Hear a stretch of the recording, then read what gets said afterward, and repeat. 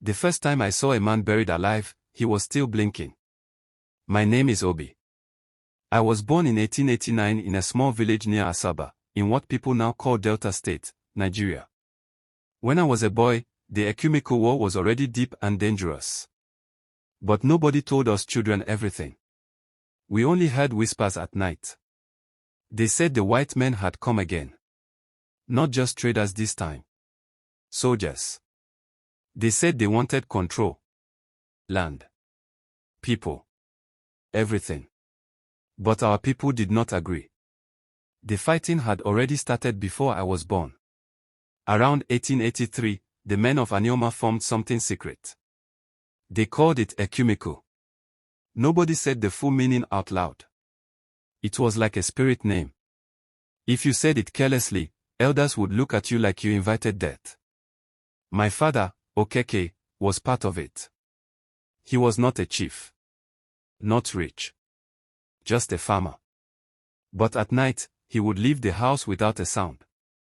My mother never asked questions. She would just sit and stare at the door long after he was gone. One night, I followed him. I was maybe 10 years old. I walked slowly behind him into the forest. I thought I was quiet. I was wrong. Before I even saw them, someone grabbed my neck from behind. I could not breathe. I thought I would die there. Then I heard my father's voice. Leave him. He is my son. They dragged me into a small clearing. There were men standing in a circle. Some had marks on their faces. Some held guns. Old guns, but real. In the middle, there was a man on his knees. His name was Emeka. I knew him. He used to sell palm oil near our house. Now his hands were tied. He was crying. They forced me, he kept saying. I did not want to tell them. Nobody answered him. One old man stepped forward. His name was Noi. People feared him. They said he could see things before they happened. He spoke slowly. You showed the white soldiers where we hide. Emeka shook his head. No. I only told them small. I was afraid. Noi looked at him for a long time. Then he said something I will never forget. Fear is how they enter us. They did not shout. They did not rush. They dug a hole. Right there. I did not understand at first. I thought they were trying to scare him. But they were not. They put Emeka inside the hole. He screamed. He begged. He called names. Even my father's name. My father did not move. They started covering him with sand. Slowly. Emeka kept talking. Then shouting.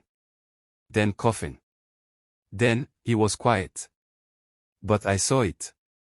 His eyes were still open when the sand reached his face. Still blinking. That night, my father did not speak to me. When we got home, my mother saw my face and started crying. After that, I stopped following him. But the war did not stop. The British soldiers kept coming. They came with better guns. Stronger ones. They burned villages. They took people. They punished anyone they suspected. Sometimes, we would wake up and a whole village nearby would be gone. Just ash and silence. People said the leader of the white men in our area was under the British government. We did not know his name well. We just called them the Red Coats or the White Soldiers. But Ekumeku did not fight like them. Our men did not stand in open fields. They attacked from the forest. They disappeared. They moved at night. Even women helped by hiding food and passing messages. It became a war you could not see clearly. That made it worse. Because anyone could be a spy. Years passed. By 1902, the fighting became heavier. The British started destroying more towns in Anioma land. They wanted to end Ekumeku completely. My father changed. He stopped laughing. Even when he was home, he would sit outside alone. One evening, he came back with blood on his leg. Not his blood. He said nothing. That night, soldiers came. We heard the boots first. Then they shouting.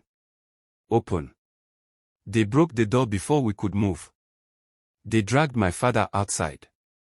My mother held his wrapper and screamed until they hit her. I followed them, but I stayed far. They took him to the center of the village. Other men were already there. Tied. Some I knew. Some I did not. A white officer stood in front. He spoke through an interpreter. If you join Ekumeku, you will die. No one answered. They picked one man. Shot him. Just like that. No warning. Then another. When it got to my father, I thought I would faint. But something strange happened. He did not beg. He did not speak. He just looked straight ahead.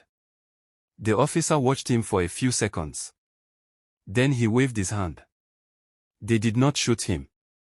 Instead, they beat him badly and left him there. Maybe they wanted him to suffer longer. Maybe they wanted others to see. My father never fully recovered after that day. He stopped going out at night. But the war still moved around us like something alive. Even when you could not see it, you could feel it. In 1914, people started saying it was over. They said the British had finally crushed Ekumeku. Too many leaders were dead. Too many villages destroyed. Too many people afraid. By then, I was 25. Old enough to understand everything I saw as a child. But one thing never left me. Not the guns. Not the soldiers. Not even the war. It was Emeka. Sometimes, when I close my eyes, I still see him. Not shouting. Not crying. Just quiet. Buried in the ground. Eyes open. Blinking. Like he was still there. Waiting.